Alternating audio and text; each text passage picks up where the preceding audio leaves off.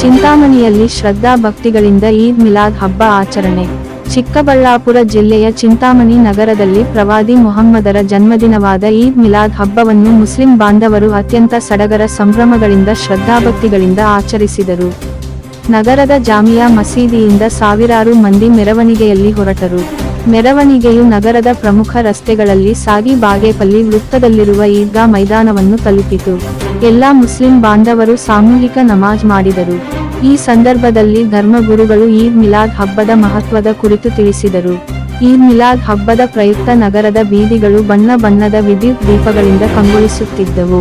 ಯಾವುದೇ ಅಹಿತಕರ ಘಟನೆಗಳು ನಡೆಯದಂತೆ ಪೊಲೀಸರು ಸೂಕ್ತ ಬಂದೋಬಸ್ತ್ ಏರ್ಪಡಿಸುವ ಮೂಲಕ ಈದ್ ಮಿಲಾದ್ ಹಬ್ಬವು ಶಾಂತಿಯುತವಾಗಿ ನಡೆಯಲು ಅನುವು ಮಾಡಿಕೊಟ್ಟರು.